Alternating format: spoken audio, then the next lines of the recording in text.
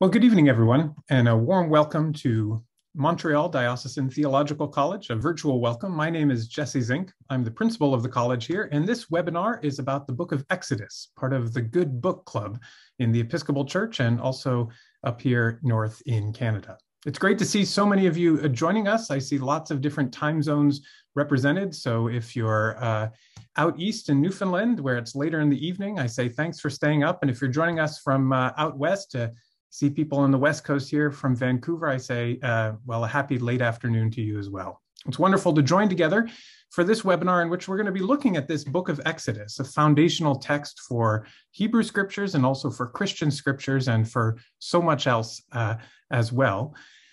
We'll be looking at this book, trying to lay a foundation to help people read this book themselves or in groups throughout the season of Epiphany as part of this Good Book Club. I'll return to the slides in just a minute, but I want to begin by telling you a little bit more about the Good Book Club. I know that some of you are quite familiar with it because you've spent time with it in the past, and some of you may not be. I'm looking right now and showing you the Good Book, the web address is goodbookclub.org. And the Good Book Club began as an initiative from the presiding bishop in the Episcopal Church, Michael Curry, to encourage people to read a single book of the Bible over a particular season of the church year. In past years, it's primarily been New Testament books, the Gospels, the Acts of the Apostles, Romans.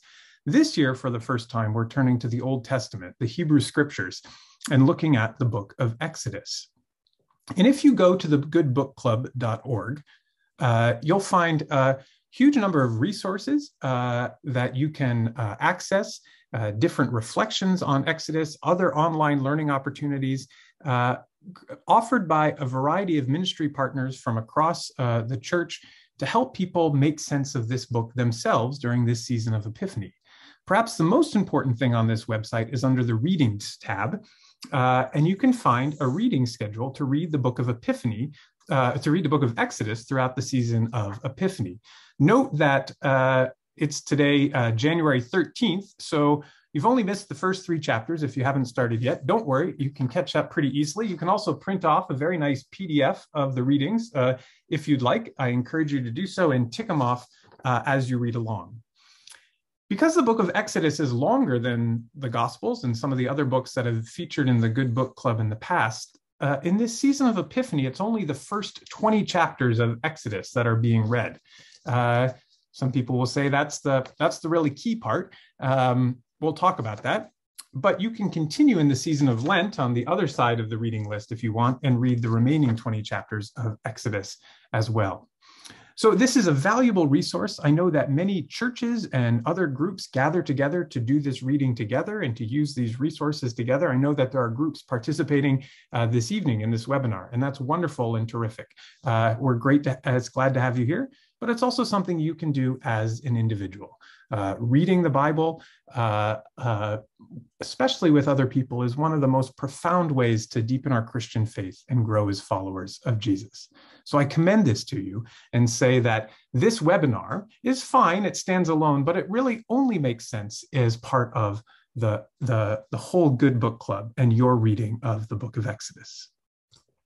Let me say a few other things just to start, which is that this evening, we're using the webinar feature of Zoom rather than the meeting feature of Zoom, the more common meeting feature of Zoom. And that's simply because of the number of people that we have.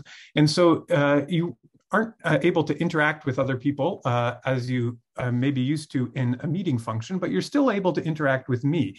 And I'd encourage you during this evening, if you have questions as I go along or comments, there's a couple of ways to do that.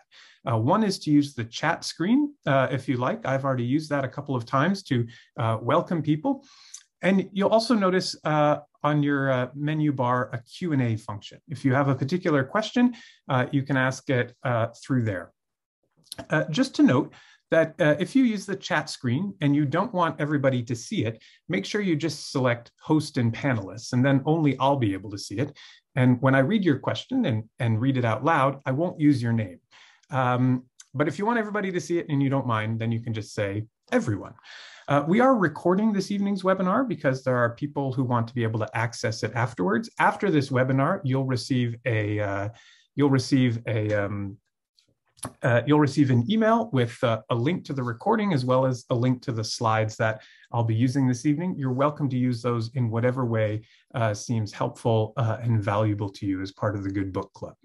So we are recording it, and I just say that in case anyone doesn't want their name to be broadcast on a recording afterwards. If you don't want that, just chat privately to me and I won't use your name at all. Right then, well, let's turn back then to these slides and launch in with the book of Exodus. Here's a brief overview of what I hope to do in the next 90 minutes this evening. First, I want to begin by asking the question about this book, Exodus. Where does Exodus, both the book of the Bible and the story told in Exodus, fit into the larger structure and narrative that the Bible, and especially the Old Testament, tells us? I want to spend a little bit of time with the who, what, where, when, and why of Exodus, what we know, trying to situate it both historically and giving us a little bit more context about Egypt and about the people who might have written this and might have read it as well. Most of what we'll do this evening, though, is spend time thinking about the key themes and structure of Exodus to give you some questions and ideas to be looking out for as you're reading along in the Good Book Club over the next several weeks. And we'll conclude this evening by asking ourselves the question, how has Exodus been read by other Christians? In light of everything we have to say this evening, what kind of questions might we want to ask about how we can approach this story? I'll just draw your attention to this image I've used here on the left-hand side of the screen. This is from a fresco in the synagogue in Dura Europos. Dura Europos was an ancient Roman city in modern-day Syria, and it's well preserved, sort of like the Pompeii of Syria, it's sometimes called. And there's these beautiful frescoes in the synagogue of Jewish art. And if you ever want to go down a really rewarding little rabbit hole, I encourage you to Google Dura Europos frescoes. And there is some wonderful art there. I'll be showing a little bit of it this evening, but you can see here the image of Moses as an infant being pulled from the water. So that's where we're headed this evening. That's the direction we're going. As I say, if you have questions as we go along this evening, feel free to ask them and put them in the chat. I won't answer them. I'll pause at several points as I go along and check in with all of that to make sure that I've gotten everything. So let's begin by asking the question about the book of Exodus in the Hebrew Scriptures. Exodus, the book, is one of the first 5 books of the Bible. And these first 5 books of the Bible are sometimes called by Christians the Pentateuch, and sometimes called by Jewish people the Torah, or the law, being the first part of the 3-part structure that Jewish people take to their scriptures. Those 5 books, Genesis, Exodus, Leviticus, Numbers, and Deuteronomy, have traditionally, historically, often been called the books of Moses because it's believed that Moses himself wrote them, even though Moses himself dies at the end of Deuteronomy. So the view is always sort of like, well, he wrote most of it, and then he died, and somebody just went in and filled in the rest of it. More recently, that view has faded, and I'll say a little bit more about authorship in just a minute. But to remind ourselves of the narrative that leads up to the book of Exodus, the first 11 chapters of Genesis tell what are sometimes called the primeval history, creation, Adam and Eve, Cain and Abel, the flood with Noah, the Tower of Babel.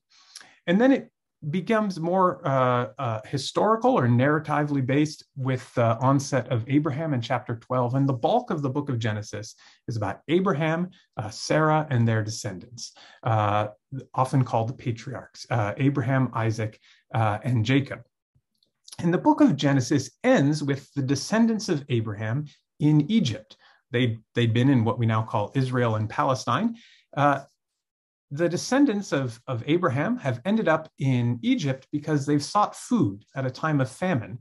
And one of those descendants, Joseph, has risen to power and prominence in Egypt. And he's able to facilitate food for his family, among much else.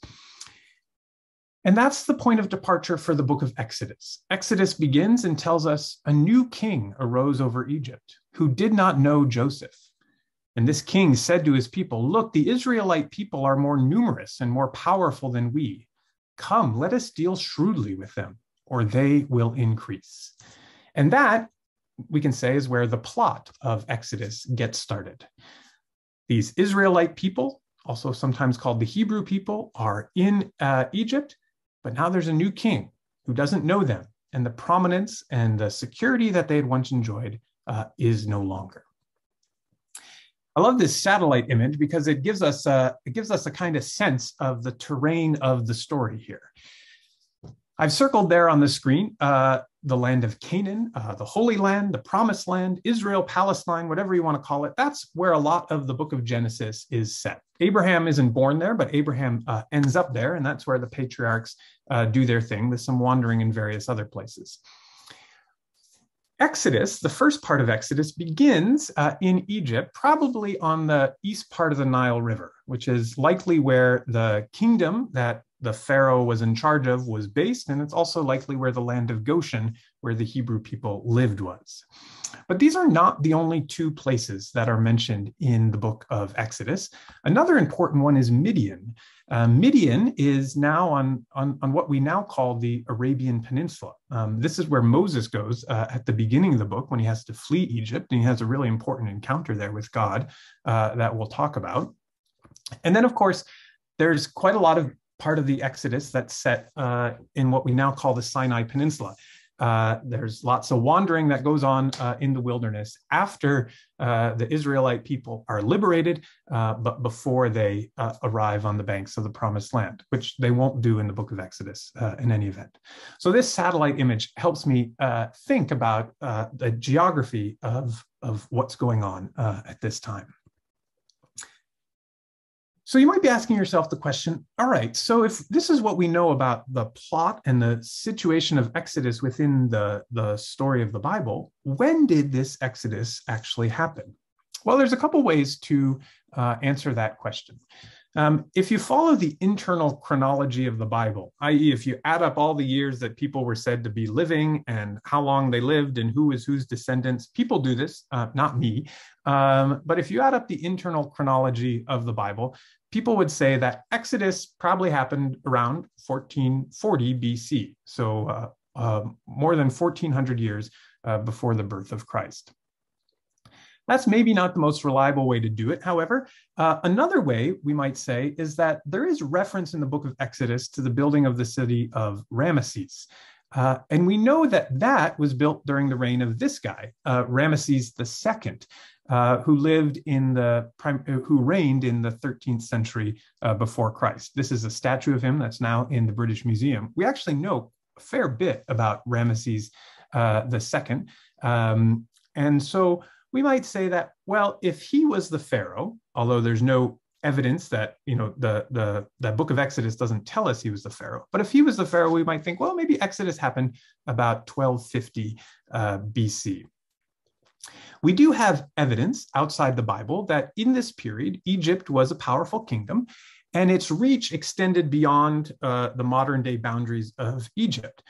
It was a powerful kingdom, and with that reach, it often brought captives to Egypt, and it would hold the children from vassal states hostage. That made some people think about Moses. Exodus tells the story in a different way, but it's true that Moses was raised in an Egyptian court, even though he himself was not Egyptian, as far as we can tell. The other piece of evidence we have is the reference outside the Bible to Apiru, also sometimes called Abiru. These are references to a Semitic-speaking people who worked on a city built by this pharaoh, Ramesses II. The word Habiru and Hebrew are not totally dissimilar. And so some people might say, well, this is evidence that there were enslaved people working for this pharaoh who may very well be the Hebrew people mentioned in the book of Exodus. So we have some evidence that we're talking here 13th, 14th century before Christ. At any rate, a good chunk of time before the rise of people like King David, Solomon, and 600 years more before the Israelite people are taken into exile from Jerusalem. So what do we know about Egypt at the time of Exodus? Well, we know that Egypt was a centralized kingdom that relied on the harvest of grain for its legitimacy. And so because the harvest was so important, it developed a hierarchical system of labor to capture that harvest. And the Bible tells us about it. At the end of the book of Genesis, Joseph, Abraham's great-grandson, we learn that he bought all the land of Egypt for Pharaoh. The Egyptians sold their field and the land became Pharaoh's. And as for the people, Joseph made slaves of them from one end of Egypt to another. So in fact, Joseph himself, the Bible implicates Joseph himself in this system. Historically, perhaps something else happened, but the idea of enslaved labor working on the land to capture the harvest is really important. So food practices in Egypt were centralized and heavily controlled, and they relied on storage and slave labor to make the system work. And that's what Exodus tells us right at the beginning. After that new king who comes to power, who doesn't know Joseph, we read that the Egyptians set taskmasters over them to oppress them with forced labor. And they built supply cities, or storage cities, Pithom and Ramesses for Pharaoh. And the Egyptians became ruthless in imposing tasks on the Israelites and made their lives bitter with hard service in mortar and brick and in every kind of field labor. They were ruthless in all the tasks that they imposed on them. So there's evidence within the Bible for this hierarchical system rooted in slave labor. There's also textual evidence or pictorial evidence as well. Here's a piece of art that's in the Metropolitan Museum of Art from the tomb of Mena, a little bit earlier than the period when we think the Exodus happened, but you can see that the harvest is being depicted here. There's lots of interesting things to look at in this image, but perhaps the thing I find most interesting is the lower panel right in the center. You can see in the middle what looks like some people laboring pretty heavily, and you can see also all the watchful people looking out for them.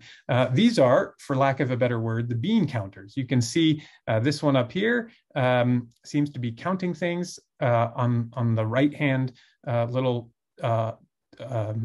hump of grain, and on the left hand you've got people marking things down. So that indicates the kind of hierarchical system. You had people doing the labor, you had people recording it. This is where the legitimacy of the system came from, ensuring that all of this harvest was captured and then distributed in such a way that people remain satisfied. Well, we know some of that from reading the text of Exodus and also from extra biblical sources, but there are still people who say, did the Exodus actually happen? Or is this just a story that the Bible tells us? So I do think it's important to say that there is no archaeological evidence to support the idea that several 100,000 people wandered around Sinai for 40 years. Exodus tells us that the number of Israelites who left Egypt was pretty massive, several 100,000 people. And there have been no shortage of archaeologists who've gone around Sinai looking for some evidence of any kind of trace that they would have left behind. And there really isn't any. And likewise, there's not really archaeological evidence that there was any kind of mass invasion of the Promised Land, that when all of these people reached the banks of the river and crossed over, there's not evidence for that either. And so some people would say that, you know what, if there's no evidence outside the Bible, then the Exodus didn't happen. Other people say, well, maybe what happened is that the story grew in the telling, and that it wasn't the case that hundreds of thousands of people left Egypt, but perhaps what actually happened is that there were a small group of people who fled Egypt. They settled among people living in Canaan, in the Promised Land, and they had a decisive religious influence. The most likely candidate for this small group of people is the Levites. The Levites are a priestly class, and Moses himself, Exodus tells us, was a Levite. So perhaps it was the Levites who left Egypt and came to Canaan, and they came with knowledge of this God, and that knowledge was decisive in the land of Canaan, and people came to worship this God as well. And then somehow a story developed that we recognize today as the Exodus. Ultimately, I think we won't know for sure, and regardless, we still have this book, which is really fascinating in the Bible and which still teaches us important things, which we want to learn about today. But I do think it's important to say that outside of the Bible, there is only circumstantial evidence for what is described in Exodus. Everything I've said so far is a bunch of guesses and maybes, and well, this sort of looks like it might be similar. But we can't point to things outside the book of Exodus that confirm in a direct way what the book of Exodus tells us. And so I think it's important to then ask the question, well, if Exodus didn't happen, why and how did we come to have this book?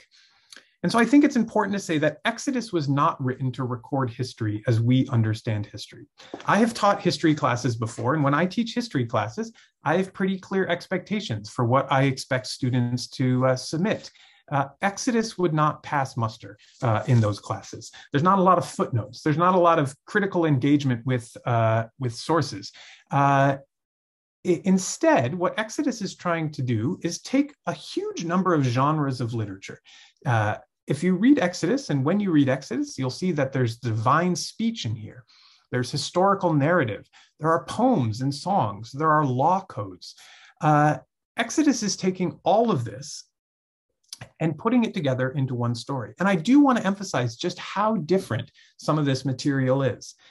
Chapter 15, where Moses sings a song of victory after the defeat of Pharaoh, that is some of the most ancient Hebrew in the whole Bible. And it's sort of like, if you're reading this in Hebrew, that you're reading a book of history published today, and all of a sudden a Shakespearean sonnet is dropped right in the middle with sort of no explanation at all. There's a lot of different material, a lot of diverse material that is coming together and being knit together into the single book we call Exodus today. So what that means is that the book of Exodus probably had multiple different authors. There were different parts of it written at different times by different people.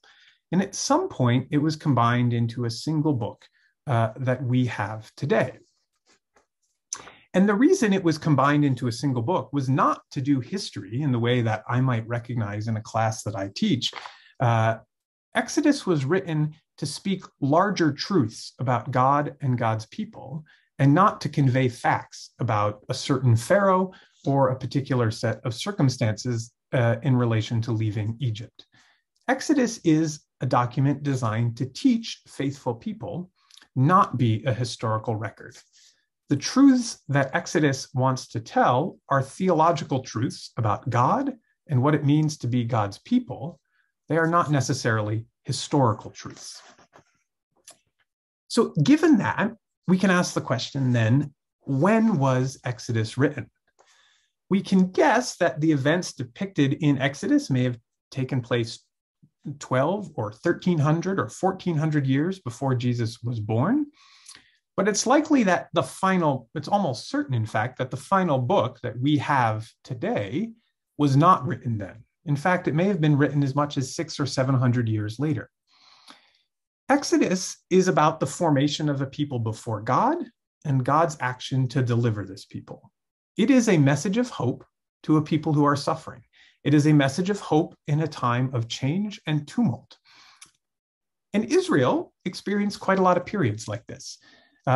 Some of the times when Israel experienced tumult and change, above all, took place in the 6th century, when foreign powers were threatening Jerusalem, and eventually those foreign powers took the Israelites from Jerusalem into exile. So perhaps Exodus was written at this time. This would be an appropriate time to tell a story about deliverance by God of God's people and their formation as a community under the law. You could imagine a group of people sitting around in Babylon saying, gosh, we've lost Jerusalem. We don't want people to forget how important this God is to us and what it means to follow this God. And so let us remember how God has delivered our people and the law that God has given to us. That's just one theory. Some people would say, no, Exodus was written earlier. Exodus was written maybe in the 8th century when Israel was trying to distinguish itself from other people in the Holy Land. And other people would say, no, Exodus was written after the exile, after they had returned, when they were constructing a new community back in Jerusalem, and they wanted to remember what had come before. I'm not going to be able to answer that question for you tonight, but I'd encourage you to think about this. When was the book of Exodus written? Why would somebody or somebodies sit down together and ask and say to themselves, hey, we really need to pull this material together and tell this story. It's important that this story not be forgotten.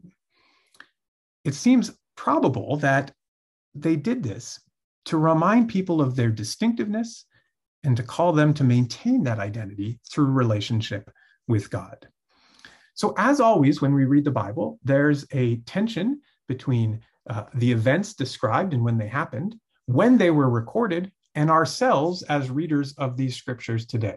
And in those relationships and push and pull between all of those different things, that's what I find to be so fertile, so generative, and so hopeful about reading scripture, and why I encourage you so strongly to spend time reading this book of Exodus. I'm going to say, I'm going to do one more thing, and then I do see a couple of questions coming in, so I'm going to pause for just a minute after the next slide.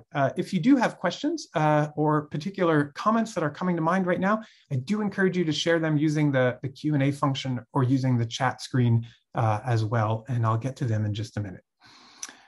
So the last thing just before I stop is to talk about the trajectories that happen in Exodus. Our English title, Exodus, focuses us really on the exit from Egypt, really chapters 12 to 15, when the people are actually fleeing from Egypt and crossing over the sea.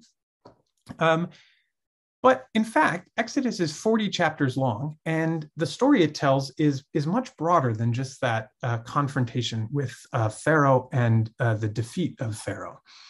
And there's quite a lot of movement that happens in Exodus. So I want to name some of these things now so that you can pay attention to them as you read. One of the trajectories in Exodus is that Exodus starts in slavery and ends in the worship of God. Exodus starts with people being enslaved and ends with a tabernacle being constructed and God being worshipped. Exodus starts with Israel in bondage to Pharaoh, and it ends in a covenant with God. A covenant is a lot different than slavery. It's a whole different kind of relationship. Exodus moves from the enforced construction of buildings for Pharaoh. Remember, they're building storage cities back there in chapter 1. By the end of Exodus, the people are gladly and obediently offering a tabernacle for worship of God. A big chunk of the latter part of Exodus is directions about how to build this tabernacle, and then the actual building of that tabernacle. And Exodus starts with God's presence hardly being noticed in the text. And in fact, God first enters the picture way off in Midian. And by the end, God is filling the scene at the completion of the tabernacle, and God's glory is being made fully known. So those are some of the trajectories that we see there. And so sometimes the title Exodus, in the way that it focuses us on a particular part of the book, can be a bit misleading. And so I'll encourage you to keep watching for all of these themes as you move along. Let me pause there and just answer a couple of questions that have come in. A couple of them have come directly to me by people who have just chosen to chat to host and panelists. That's me. And a couple of them have come in through the Q&A function as well. I see two questions I'll try to answer. The first is this: how did the Good Book Club come to choose Exodus for this year's study? That's a great question. I don't know the answer. You'd have to ask Michael Curry, the presiding bishop of the Episcopal Church. That's where this thing originates. The rest of us involved in this gather together in the fall and say, well, it's going to be Exodus. What kind of things can we do to support this? I will say that Exodus is a foundational text. Sometimes Exodus is described as one of the most important texts in Western literature, given its just a huge influence after the fact. And we'll see a little bit more about that. So if you're going to look in the Hebrew scriptures, Exodus is not a bad place to start. The other question I see coming just to me is a question about asking me to say a little bit more about who wrote Exodus. And the question is this: how do we understand divine inspiration in relation to writing the book of Exodus? And that's a good question. I do believe that Exodus, like all Holy Scripture, is a product of God's work through people, and I've talked a lot about those people. But I think it's entirely possible, and certainly I have this view, that we can look at this book of Exodus and we can see it as a product of divine imagination wrought by human hands pulling together all kinds of stories and traditions about how they understand God's action in the world, and pulling them together and shaping them in a particular way to speak to a particular moment. And our challenge now reading this book is to say, and how does that speak to our moment? And we also might say, in what ways does it not speak to our moment? And I'm going to be saying a little bit more about that in just a little while. Thanks for those questions. Please do keep them coming in as I go along. So the book of Exodus in outline, I've sort of divided it into a couple of chunks here. This is just really to set this frame in your mind. You don't need to memorize this all by any means. The book of Exodus, really the first 6 or 7 chapters center on, one, the slavery in Egypt and the birth of Moses. And then from chapters 3 to 7 tell us about Moses's call to be a leader. And that's where we first meet this God who is revealed to Moses. And then there's a section from chapter 7 to about the end of chapter 18 where the real work of Exodus happens. There's first the confrontation between Moses and Pharaoh. We often call this the plagues. And then in chapters 12 to 15, the real heart of the story, the Exodus itself. The Passover happens where the firstborn children are killed, except where the angel of death passes over those of the Hebrew household. There's the flight from Egypt across the Red Sea. There's the destruction of Pharaoh in that sea. And then there's celebration, a great song in chapter 15. And then in chapters 15, 16, 17, and 18, the community needs to form itself. Now, out of Egypt, they need to decide what it means, what they've done, and how they're all going to get along. And that sets up in chapters 19 to 24, the giving of the law and the formation of the covenant. This is where in chapter 20, the Good Book Club will stop in this season, at the end of the season of Epiphany. But it'll stop in chapter 20 with the giving of what we call the 10 Commandments. But it carries on with more law given and the formation of a covenant between God and these people that God has rescued. And then the remainder of the book of Exodus, by no means unimportant, although probably skipped over by many Christian readers, is the plan for the tabernacle that God wants them to build to be God's dwelling place in the wilderness. There's the fall and the restoration of Israel in the story of the golden calf, where the people rebel against God and engage in idolatry. And then the book of Exodus concludes with God giving the law again and filling this tabernacle with God's glory. As I say, that second half of Exodus, from chapter 21 to the end, many Christian readers, I have to say, probably skip over that a bit too easily. And the Good Book Club, if you only read up until Shrove Tuesday, won't get you all the way there. But if you do keep reading in the book of, if you do keep reading in the season of Lent, which I encourage you to do, you'll read all about that. So that's a kind of outline to keep in mind as we go along. And I'll refer back to some of this as we go along. But some of the key themes now of Exodus that I want to talk about are these. The first is that Exodus is clearly a book about a theophany, or a revelation of God, and really a self-revelation of God. It is God who reveals God's self to first to Moses and then to the people. And that revelation is related to the liberation of God's people. God liberates God's people in the Exodus. But liberation isn't the end of the story. Having been liberated, God now forms these people into a covenant community under the law. I would say these are some of the major themes of the book of Exodus. There are many other interesting questions as well. I'm going to focus on these 3, and then I'm going to rapid fire go through a couple of other interesting questions just to plant ideas in your mind for when you read it. So this is the direction that we're headed in this evening. So the first thing, God defines God's self. And I actually want to begin towards the end of Exodus. After the fatted calf, not the fatted calf, the golden calf, after when the people of Israel are in the desert, Moses has disappeared, they've rebelled, and they've melted down everything and made a calf to worship. And then Moses comes down and gets mad, and the whole thing falls apart. We get a definition of God from God's self. And here it is. The Lord passed before Moses and proclaimed, the Lord, a God merciful and gracious, slow to anger and abounding in steadfast love and faithfulness, keeping steadfast love for the 1,000th generation, forgiving iniquity and transgression and sin, yet by no means clearing the guilty, but visiting the iniquity of the parents upon the children and the children's children to the 3rd and 4th generations.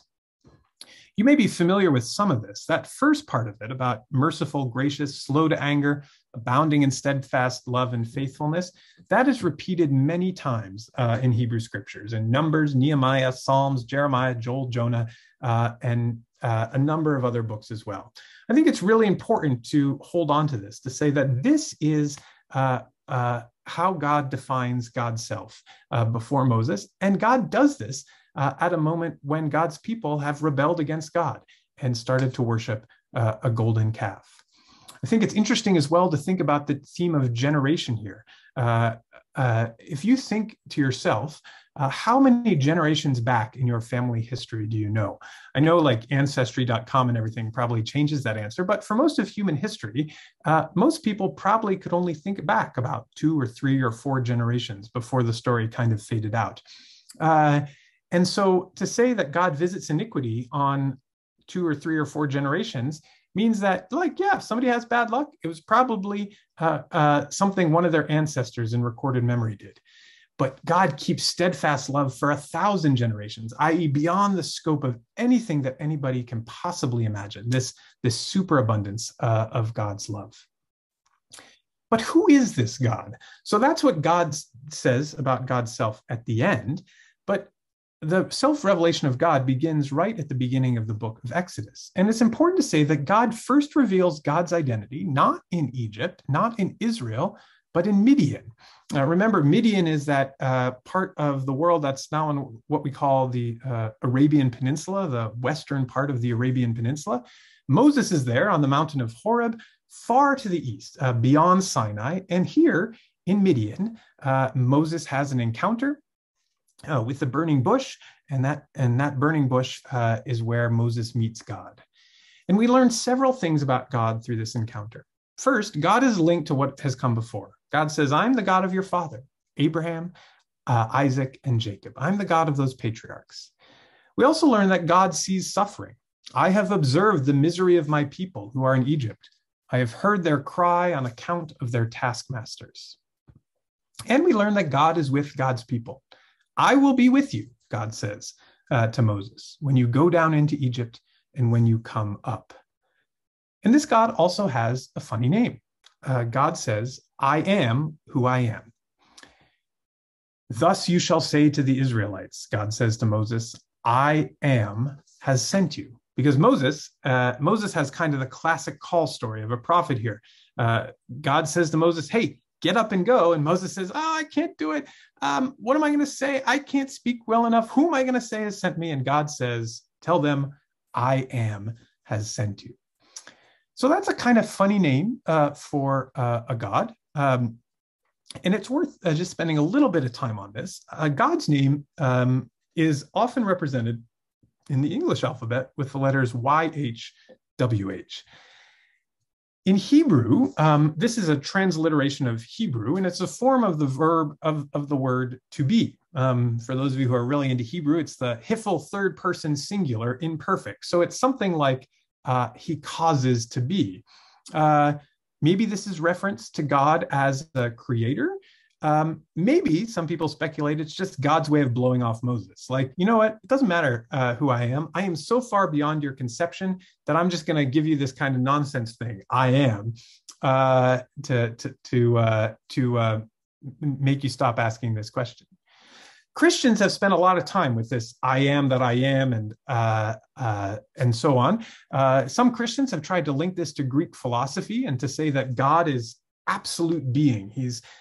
God is kind of just the pure state of being. But that's not really an idea that exists in Hebrew understanding. So it's pretty anachronistic to try to put it onto this Hebrew God revealed in Midian. More importantly, the letters YHWH is, for Jewish people, an unpronounceable name of God. And there's a lot of kind of complicated things that happen with Jewish vowel pointing here, which I won't go into, but the vowel points for the word Adonai, which means Lord, are put onto these letters, which means you can't really pronounce it. And so Jewish people, don't say this name. Christians, however, don't have the same scruples about it. We turn YHWH into Yahweh. Because of a kind of German transliteration, the Y sometimes becomes a J, and that's where we've gotten Jehovah. But Jehovah doesn't really come from any Hebrew scripture. It's just because of how it's been transliterated into European languages. So Christians call this God Yahweh or Jehovah. In the New Revised Standard Version of the Bible, you'll see that they translate it as Lord with small caps throughout. So anytime you see Lord written like that, that's this divine name, Yahweh. All of that is to say is that this God is revealing God's self, and this self-revelation is related to God's promises. God is who God is, and this God who is will deliver the Hebrew people into a land flowing with milk and honey. So God says, look, I'm the God of your ancestors. I have seen your suffering. I'm going to be with you, and I'm going to deliver you. And oh, by the way, my name is Yahweh. And that sets a pattern for what we will see, that God will continue to work with God's people to bring about this liberation. Right from the beginning, as we'll see, God works through some midwives to preserve the Hebrew people, and God will work through Moses and Aaron and others as well. So that's something to say about the first theme, this self-revelation of God. God is this merciful, just, loving God who defines God's self and gives God's self a name. Yahweh, I am who I am. And God does this in Midian. I think it's profoundly important to say that the identity of this God is found not in Israel, not in Egypt, but a far off place where one of God's people has gone and fled. And it is in that place that this person meets this God and learns God's identity. So that's one theme, this theme of God's theophany, God's revelation, God's self-revelation in the burning bush, but throughout the activity of Exodus, we learn about who this God is. And there's so much Christian theology, and that is the basis to our understanding of God that comes from God's action in the book of Exodus. And a key part of our understanding of God's action is, and God's identity, is this theme of liberation. Let my people go, as Moses says. And that is another key theme of the book of Exodus. God acts to free God's people. So let's spend a little time thinking about liberation here. In a sense, the story is like this. The story begins with the Hebrew people in really brutal and difficult slavery, and God acts, and they are free. That is the plot of the first 15 chapters of the book of Exodus. But why would God act to free these people who are in slavery? Well, that's a question that lots of people have asked. God says, look, Israel, you are my firstborn son. That's what God says to Moses. You shall say to Pharaoh, thus says the Lord, Israel is my firstborn son. I said to you, let my son go that he may worship me. But you refused to let him go, and now I will kill your firstborn son. This God, this Yahweh, seems to have a really special and unique relationship with the people of Israel who are enslaved, so close as to be a relationship of firstborn son. And that is what Moses and Aaron go to Pharaoh to say, in effect. Let these people go. They are special to this God Yahweh. It's worth just saying here that this is sometimes the word used is scandal. This is a scandalous view to say that this people, this enslaved people at this particular kingdom, at this particular moment of time, they are chosen by God. They are God's firstborn son. And these are the people that God acts to make free. Christian theology calls this the scandal of election. Why did God elect these people? It's not that these people were special or powerful, anything but. And yet it is these people that God acts to make free and to liberate. So what are the people being liberated from, though? It's worth spending a little bit of time on this question as well. Chapters 7 to 11 tell the story of the confrontation between Moses and his brother Aaron, and Pharaoh and the religious leaders on the other hand. And traditionally, this confrontation is told as a story of 10 plagues, 10 things that happen, the boils, the frogs, and the gnats, and ultimately the killing of the firstborn son in the household.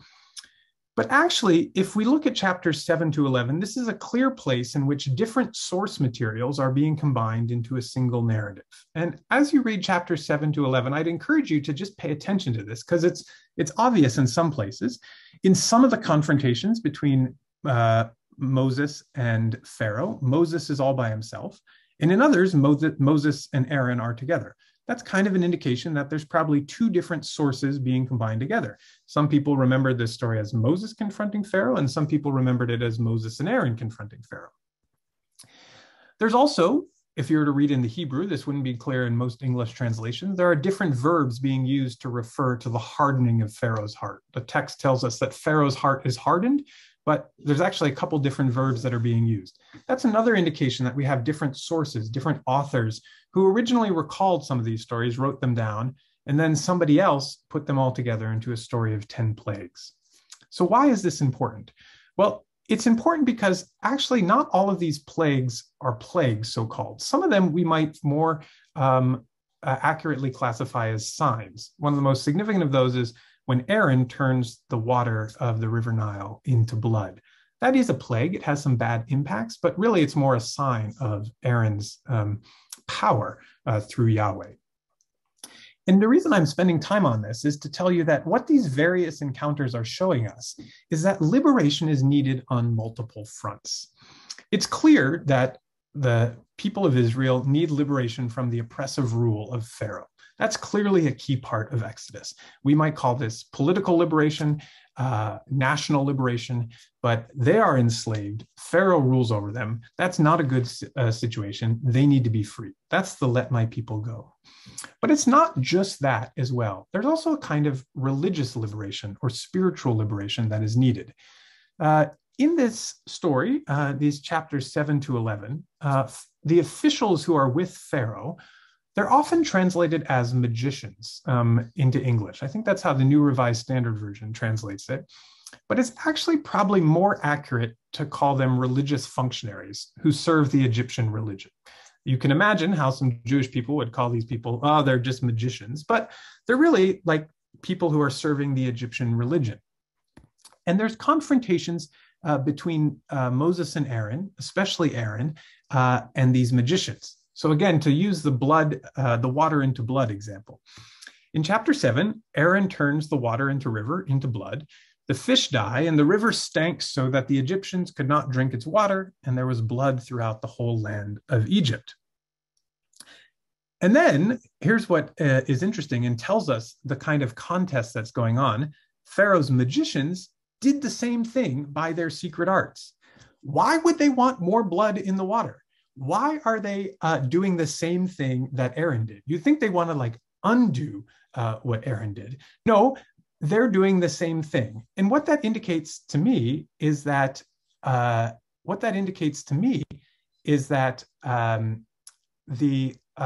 this is a kind of religious contest, showing whose God is more powerful. See, anything you can do, we can do as well.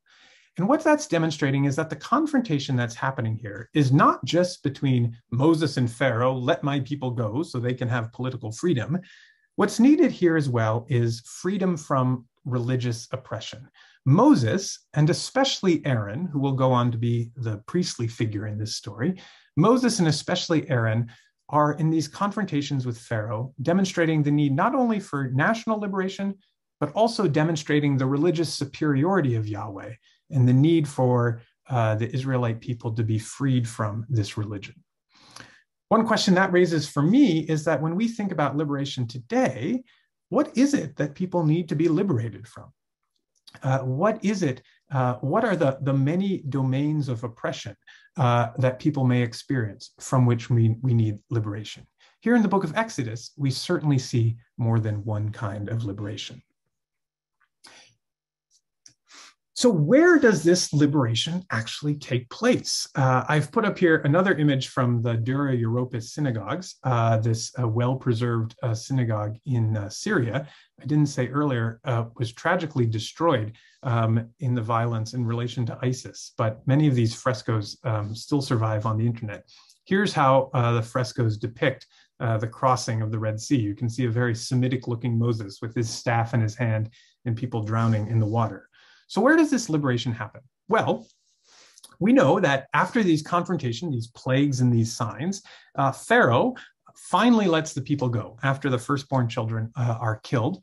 So when Pharaoh let the people go, God did not lead them by the way of the land of the Philistines, although that was nearer. For God thought, if the people face war, they may change their minds and return to Egypt. So God led the people by the roundabout way of the wilderness toward the Red Sea. Moses didn't have a GPS with him. Is another way to say it. Moses did not take a straight line to the promised land, and ultimately they come to what is often called the Red Sea. In Hebrew, it's the Yam Suf. And if you read the New Revised Standard Version, you'll see that in all the references to Red Sea, there's a little footnote that says, or Sea of Reeds, because this phrase Yam Suf isn't actually the Red Sea. Suf means reed. So maybe what we're talking about is a kind of marshy body of water or lake. Let's go back to this big map again. We've got over here the place where the Hebrew people set out, all several 100,000 of them. And we've got over here their destination, the land of Canaan. Now you can see what the direct line would be. And it does not involve going through the Red Sea. The Red Sea is this, I'm not sure if you can see my mouse, this body of water right here, that sort of left arm of the Sinai Peninsula. The more direct route would be to go through where I've circled in the green circle here. And there are, in fact, marshy areas here. There's also some lakes there called the Bitter Lakes. So perhaps it's the case that Moses led the people through there. Of course, the Bible does say that Moses did take a roundabout way. So it is possible they came all the way down to the Red Sea, crossed over the Red Sea into Sinai, and then carried on. But that would be a really long way. And if you're trying to get out of Egypt, if you're going so fast that you've cooked your bread in a kind of strange way so that you can get out of there really quickly, it seems that staying in Egypt and carrying on way down to the Red Sea wouldn't necessarily make the most sense. So how is it then that we get this idea that there is this great confrontation at the Red Sea? Well, again, this is where we can think about the different traditions and different sources of Exodus coming together. The oldest part of the book of Exodus, as I said, occurs in chapter 15. It's a song of victory of Moses, and it's some of the oldest Hebrew in the Bible. This is a song that Moses sings after crossing the Yam Suf, the Red Sea or the Sea of Reeds. And it begins, horse and rider he has thrown into the sea. Pharaoh's chariots and his army he has cast into the sea. The floods covered them. They went down into the depths like a stone. However, this hymn doesn't have any mention of anyone crossing the sea on dry land. And frequently in the Hebrew scriptures, the sea language is a metaphor for defeat and distress. Frequently in the Bible, the sea is a place of distress, and God rescues people from distress. If you've read the Psalms, you'll know this. have a look at Psalm 69 and think about the way in which sea imagery is being used there. So perhaps the oldest version of the story, Moses is simply celebrating the victory of over Pharaoh using some metaphorical language that is actually quite common. And there's no indication in this hymn about people crossing through on dry land. By contrast, Exodus chapter 14, which is more recent language, tells the classic story of the Israelite people crossing through on dry land and then God drowning Pharaoh. Perhaps in the telling, we've had an evolution and elaboration of the hymn in chapter 15. That what's going on here is that there was one tradition, and that, as often happens in traditions, it grew in the telling. And to testify to God's liberating power, the story of crossing the Red Sea came into common language. To an extent, it doesn't affect my faith whether Moses led people across a marsh or a lake or the Red Sea. What is important is that God acts to liberate God's people, and we see this in this moment of Exodus. And there are deep theological truths that are told here about how God can change a situation of apparent hopelessness into a situation of hope. And that may be the strongest message of the book of Exodus. The present situation of apparent hopelessness in slavery, building these storage cities, having your people oppressed and killed, that does not define what is possible for God. Change and liberation are always possible for this God of the Israelite people. And this liberation is not just political, but it is also religious. It's not an accident that one of the last activities in Egypt of the Hebrew people lays the groundwork for the Passover, which is so central to later Jewish identity. It is in protecting themselves from the final plague that the Israelites lay the groundwork for the Passover. And God himself even says that God is freeing people from the gods of Egypt as well. God says, I will strike down every firstborn in the land of Egypt, both human beings and animals. On all the gods of Egypt, I will execute judgments. So it's not just Pharaoh, but it's the gods of Egypt as well. Liberation happens across multiple domains, across multiple registers. I think we also need to say that the liberation of God's people also entails the humiliation and utter defeat of the Egyptians. And we'll come back to that in just a minute. But this is what we might call ethno-nationalist history. This is a history designed to tell the story of a people, of a particular people, and tell the story of their liberation and their victory. And I think the final thing to say here is that the book of Exodus doesn't end in chapter 15. You still have to learn to live as a people liberated by God. You need to learn what it means to be God's people who have been freed. And that is really what the remainder of the book of Exodus is going to be about. I'm going to pause there one more time just to check in with my water glass and also check in with any questions that may be coming in.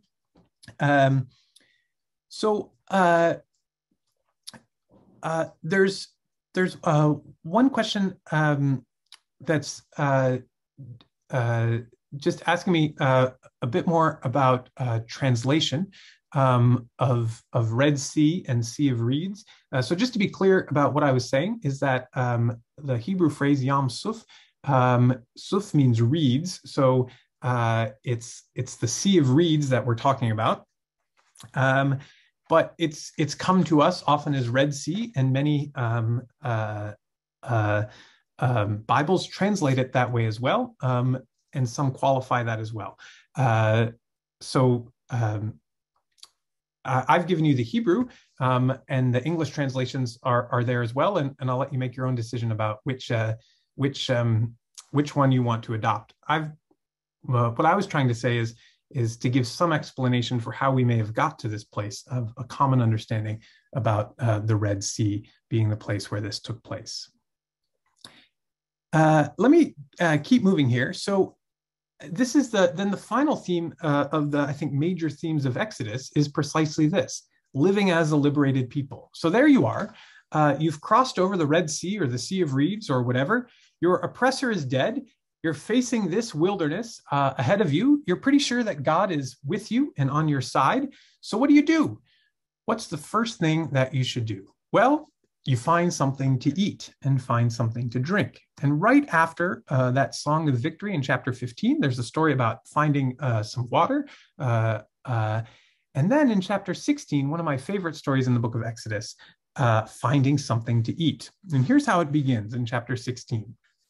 And let me just say, I do see some further questions coming in, so do keep them coming, and I will get to them, not to worry. Here's how chapter 16 begins. Remember, the people have just been freed. They've seen Pharaoh drowned in the Red Sea.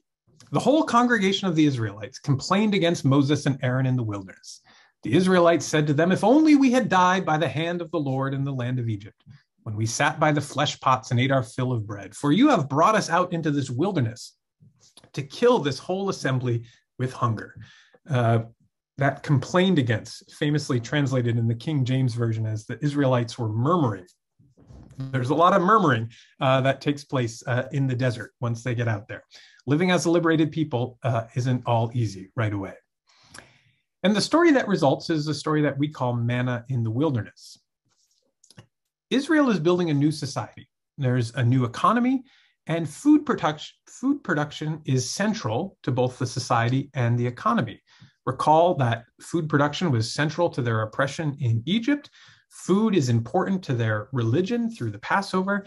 Food is what it's all about. So it makes sense that actually, as you're learning to live as a liberated people, food would be what you would spend your time on. And God says to them, "I'm going to rain bread from heaven for you. And each day the people shall go out and gather enough for that day. And that way I will test them, whether they will follow my instructions or not. On the sixth day, when they prepare what they bring in, it will be twice as much as they gather on other days." So the first thing to note about this is that bread is a gift from God. It doesn't come from Pharaoh or from hard work, but it comes as a gift. Again, compare this to Egypt. This is different from what Egypt was like. Food becomes a key point marking the difference between Israel's life in slavery and a new life on the far side of the Red Sea. And so the people go out and they collect this stuff in the morning. It's this fine, flaky substance, and they don't know what to call it. So they call it manna, which in Hebrew means, what is it? And as God says, it's a test of faithfulness. And you meet this test by, number one, taking enough for that day. And number two, resting on the Sabbath. Remember, that's what God said. Take enough for that day. And on the sixth day, you'll get enough for 2 days. But the people fail. Some people keep manna overnight. They take more than just what they need for that day, and it bred worms and became foul. And Moses gets pretty upset with them. And then on the seventh day, some of the people go out to gather, and they found no food. And God gets upset with them. Now, I have to say that I have a lot of sympathy for these people in the desert gathering this food. If you've escaped from slavery and you're wandering in the wilderness, it doesn't seem to me to be unreasonable to think that you might want to exercise a little bit of control over your food supply. Perhaps just take a little bit extra. Perhaps, not sure it's going to show up on that seventh day. Why don't I just take a little bit more there? And anyway, God actually hasn't given the 10 commandments yet, which won't happen until chapter 20. So how can they even know how important the Sabbath is? How can they know that the Sabbath is one of those key 10 commandments? God hasn't even given them to it yet. How can they know about its importance? So what's going on here in this encounter? I think what's going on is that God is trying to make a point to say that you are no longer in this oppressive kingdom of Egypt. Remember, in Egypt, there was lots of storage of food and there was lots of hard work to gather that food. Pharaoh had to take it for himself and for Pharaoh's own profit. In the wilderness, by contrast, there's no storage of food. The food is a gift. You don't have to work for it, and you can even rest for a day. There's a totally new relationship with food being described by God here, and it's going to lead to a different culture, a different economy, a different relationship with the land, and even new religious practices as well. In some ways, the stakes are as high as they possibly could be. How food is regarded, collected, consumed, it is the key dividing line setting apart God's people from what they are fleeing. And if they can't get this right, then it doesn't really matter if Pharaoh is drowned in the Red Sea, because they won't really have escaped from Egypt. This one story here in chapter 16, I think, begins to point to the challenge of what it means to live as a liberated people. You need to leave behind not just your actual physical, political oppression, but you need to leave behind all of the habits of mind that have come from living in that situation of oppression. And you need to move into a new relationship with food, this fundamental constituent of culture, of economy, of your very survival. Living as a liberated people is not an easy thing. And this story continues to speak to us today. Part of the reason that I'm so drawn to this story, I think, is the idea of taking enough for the day. This concept of God saying, take enough, don't store, trust me. And when we live at a time in which taking enough can seem so challenging, when we just want to take more and more and more, I feel this story helps me really reflect on what it means to be a person who is part of God's covenant of liberated people. There's a lot else that goes on in these chapters when they're wandering in the desert and living as a liberated people. Another, I think, really important story is about Moses learning to lead his people.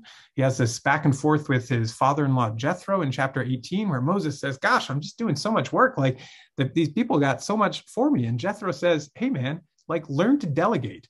Look for able men among all the people. Let them sit as judges for the people at all times. Let them bring every minor case themselves. So it will be easier for you and they will bear the burden with you.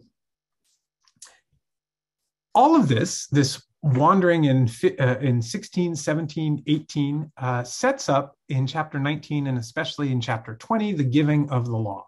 And this is where the Good Book Club will end on Shrove Tuesday, but beginning in chapter 20 with the 10 Commandments, we call them that, the 10 Commandments in English. Really, it's something more like the 10 words. I'm not going to say too much about the 10 Commandments, except to say that different Christian traditions count them differently. We all sort of end up at 10, but we divide them in different ways. What I do want to emphasize, though, is that the law in this telling is a gift from God to a people God has freed. The law is not about creating a relationship with these people, but it's about confirming a relationship that already exists. God says, I am the Lord your God, who brought you out of the land of Egypt, out of the house of slavery. You shall have no other gods before me. Often we just remember that part. You shall have no other gods before me. But really that part, I have brought you out of the land of Egypt, out of the house of slavery. It reminds us that God acts first. God always acts first. If there is a theological truth that needs to be told again and again in the Hebrew and Christian scriptures, it is this. It is God's action that comes first. It is God's action of gracious love, of liberation towards God's people. And our work as followers of God is simply to respond to that action. And so the law, which often in many Christian circles can get a kind of bad rap, following St. Paul and others in the New Testament, the law is a gift. And the law is a gift that confirms this relationship and establishes this covenant, showing these people how to live as liberated people. And it's no easy thing to live as a liberated people, as we begin to see in chapters 16, 17, and 18. So I've spent a lot of time here trying to highlight a couple of key themes that I see in the book of Exodus. One is God's revelation, God's theophany. The other is God's action towards liberation. And then the challenge of living as God's liberated people. That, for me, really gets to some of the important parts of chapters 1 to 20 of the book of Exodus. Again, I'm not discounting the rest of the book of Exodus, and maybe someday we'll be able to visit those again together. But for me, those are the kind of questions that arise from reading this, and those are some themes that I'll encourage you to look out for as you're reading the book of Exodus. Let me just pause and check in with a couple of questions that have come in. One is a question about the what was religion like at the time of Moses for Egyptians? It's a good question, and not one I know a lot about. I have to say that, what I was trying to say is that this word magician is a kind of derogatory, a dismissive term that's used, and really we should understand these people as having some kind of important functional role in that Egyptian religion, which is clearly not the religion of Yahweh, whatever else it is. And then a question as well about Moses's rod being turned into a snake. That has to do with snake handlers. Another good question, not one I'm afraid I know a whole lot about, but it is a really it is a repeated sort of thing that Moses's staff and other staffs can turn into snakes. Sorry not to have a great answer on that one, but maybe I'll look into that a little bit more. Okay, so we've hit some of the main themes. Let me just run through a couple of other things that I think are really interesting in these first 20 chapters, and maybe you will too, or maybe you won't, but I'll just plant them as seeds in your head as you think about it for going along. The first is that Exodus can sometimes seem like a buddy movie between Moses and Aaron, going down to Pharaoh and saying, "Let my people go." It takes place in the halls of power in Pharaoh's palace, which is traditionally a male domain. But Exodus also has a key and crucial role for women at several points, and it's worth flagging that. In fact, right from the beginning, there are two midwives who are even named, Shiphrah and Puah, who refuse the command to kill the children of Hebrew people. And they kind of lie and dissemble about it in a sort of very funny way. They perform some really crucial acts of resistance to imperial power, and they make space for Moses's birth. There's Moses's mother, of course. Her name is Jochebed, and she cares for Moses after his birth, even though it's dangerous to have a Hebrew son at that time. And then she takes care of him when Pharaoh's daughter takes Moses in. The women in Exodus are strong women. They are crafty, and when necessary, they are deceitful to carry forward their people's identity.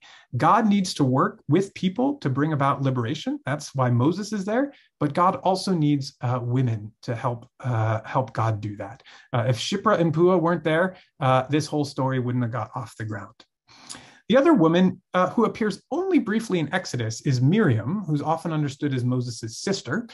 She's called a prophet, which is not nothing, because I don't think Moses is called a prophet in Exodus. And Miriam leads the women in song and dance in chapter 15, after the crossing of the Red Sea. Some people would think that actually Miriam's song is the original song. That it was Miriam who was singing about the triumph over the horse and rider, and that this song was ultimately expanded and then placed in Moses's mouth when the book was put together. And that perhaps Miriam had a key role here in celebrating the defeat of Pharaoh. There's a lot more to say about that particular passage, but I just want to highlight Miriam's role as well. In Exodus, Miriam isn't mentioned much. She is mentioned more in later books in the Pentateuch. But she is there as well. Another theme that always strikes me when I read Exodus is about the hardening of a heart. There are repeated references during the plague sequence to the hardening of Pharaoh's heart. Pharaoh's heart was hardened and he would not listen to them, as the Lord had said. Who is responsible for this? Well, we read in some parts that Pharaoh is responsible. Pharaoh hardened his heart this time also and would not let the people go. But we also read that God is responsible for this. God, the Lord hardened Pharaoh's heart and he would not let the Israelites go. Why would God be doing this? What does it mean to have a hardened heart? What is going on here? I'm not sure that I'm going to be able to answer that question right now, but it is a word that appears a lot, particularly in these chapters 7 to 11. So I encourage you to reflect on this and what it means to have a hardened heart. Part of the reason I think I was struck by it this time in reading Exodus is that I was recently talking with a colleague of mine here at the college, and her comment was, sometimes I think that the chief impact of the COVID-19 pandemic has been to harden all of our hearts to one another. And she reflected a little bit with me about how hardened hearts are not foreign to us. What is the impact of a hardened heart on ourselves as we relate to other people? We see the impact on Pharaoh. It makes him not want to let these people go. It scrambles his thinking. It changes his mind in really negative ways. And what is God trying to do through this? I'm not sure I have an answer to that one, or at least not one that I can share in the next few minutes. But sort of prompted by my colleague, I feel that perhaps we can ask God to say that, maybe our hearts are too hard right now. Can you help us move in a different direction? And the final theme I want you to keep in mind, and I'm going to say a little bit more about this, is about Exodus from the other side. Because Exodus is, I already called it this, an ethno-nationalist history. It's the history of a formation of a people as a nation, the nation of Israel. And it's told from their perspective, right? It's told from the perspective of their hero, Moses, who will be remembered as their great leader.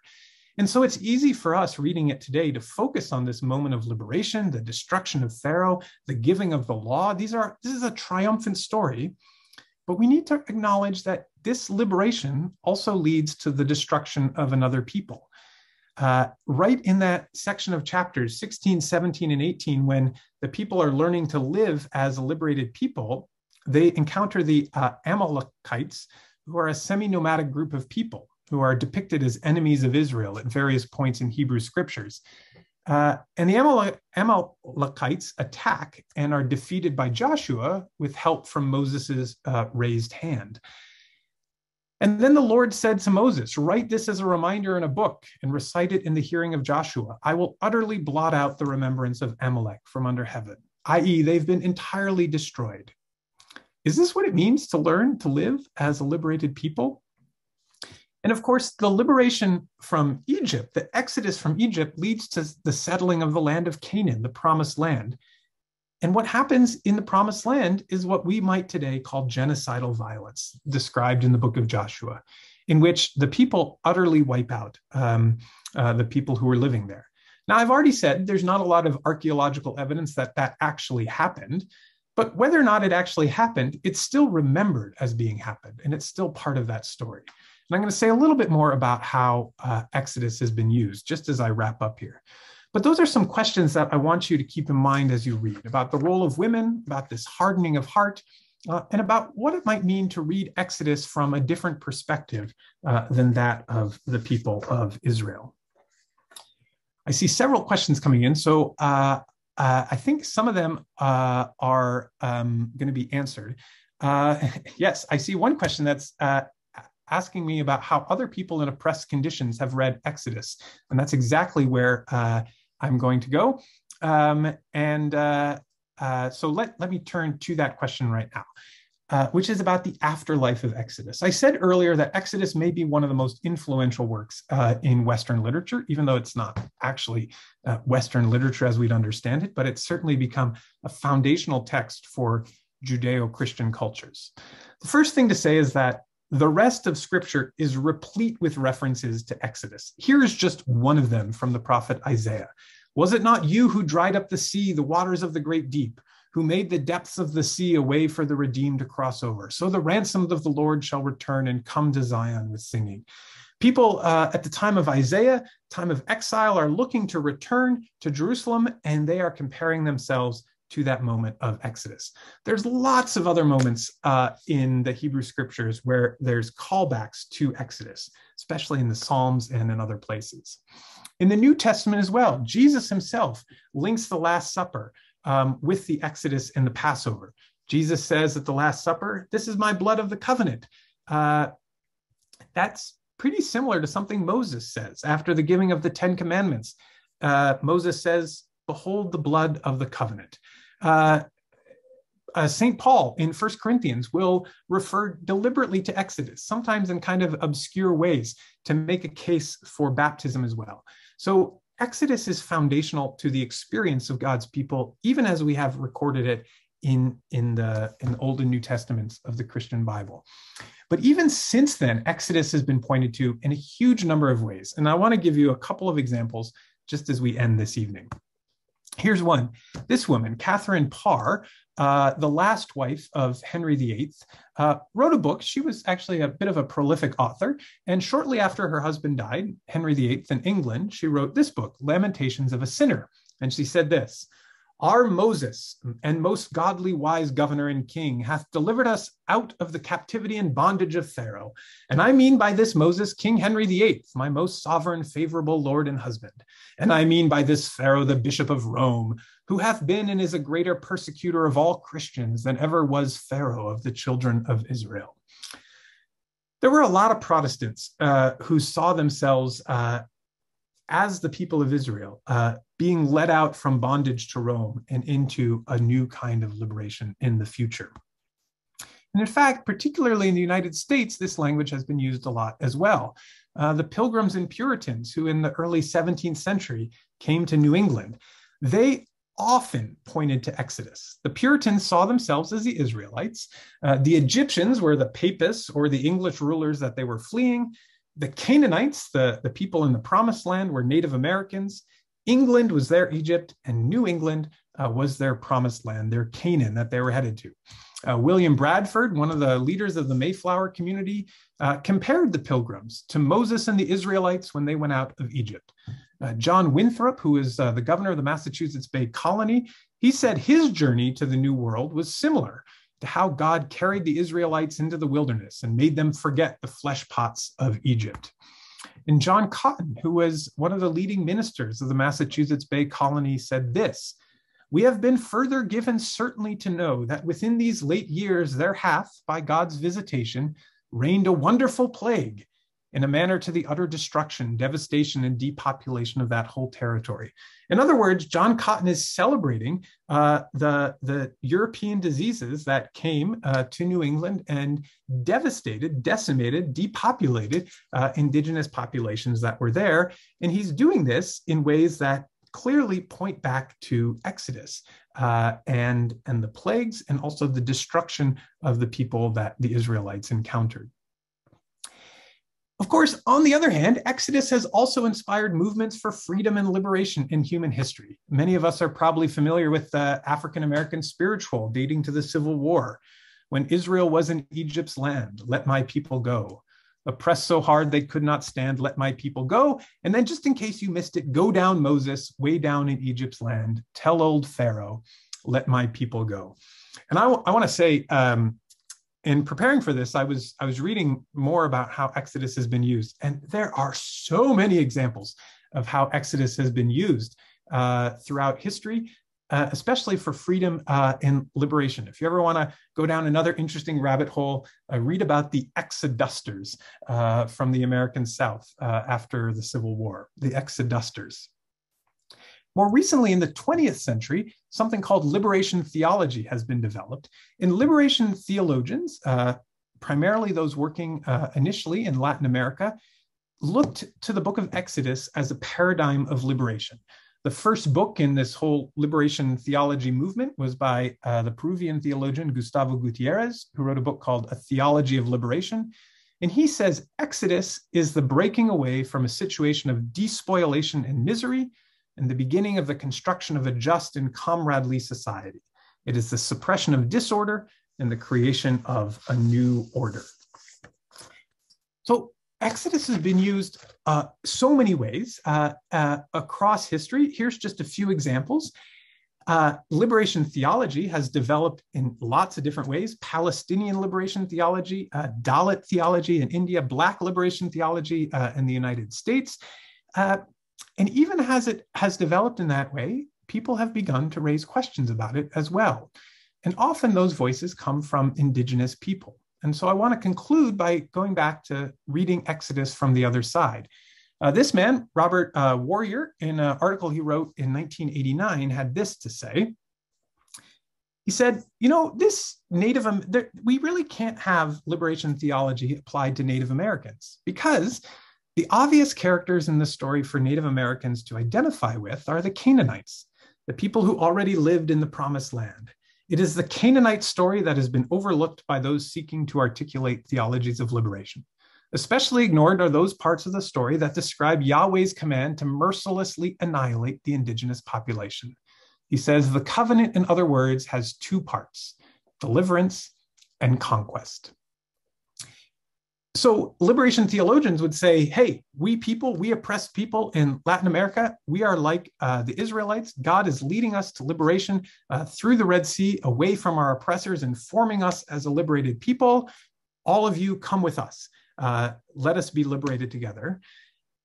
But if we listen to indigenous voices, especially to indigenous people who have whose experience of Christians is so shaped around land and losing control of land, if we listen to those indigenous voices, they might make us ask, what is this liberation actually like? What does it look like? Who is it for? And where is God in the midst of all of this? And so I want to conclude by just offering some thoughts about how we might read Exodus now as you go through the book of Exodus in this season of Epiphany. I think the first thing to say is that Exodus is meant to communicate theological truths about God to a people who are living in a time of change and confusion. I think that maybe describes people in our time as much as it describes people in the 6th century, as much as it describes people in the 12th century before Christ. And God's action is towards liberation. The present situation of hopelessness does not define the limits of God's power. That is a profound and profoundly important theological truth. But we also need to wrestle with how this liberation is understood to have unfolded. And if this liberation is limited to a particular people, how do we wrestle with that and listen to the voices of all the people involved in this activity? I'm not sure I have the answers to that right now, but I want to encourage us to think about Exodus from all of these different perspectives.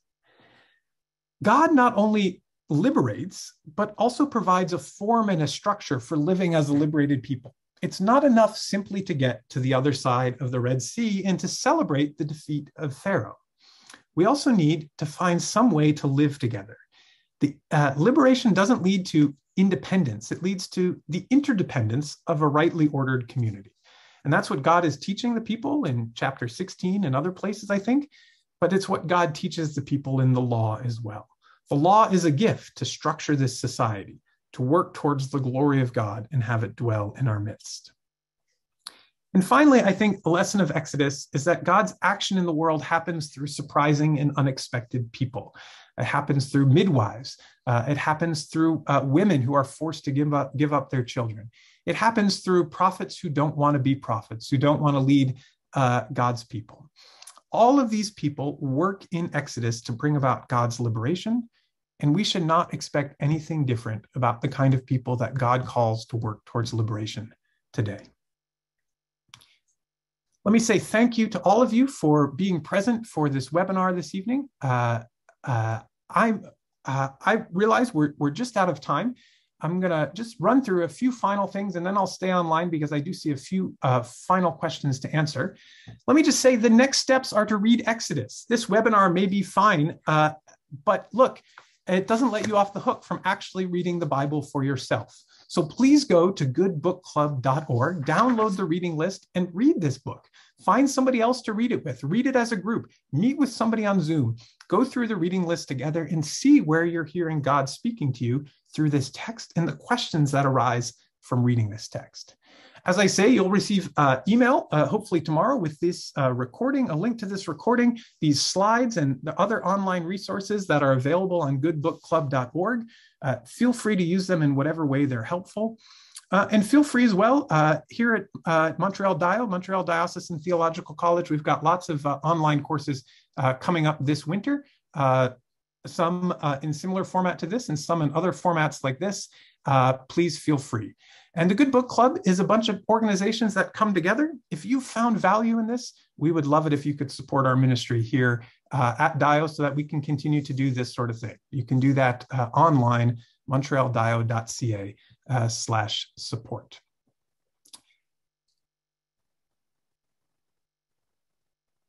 So let me just say, thanks for being here. It's been great to spend this time with you this evening.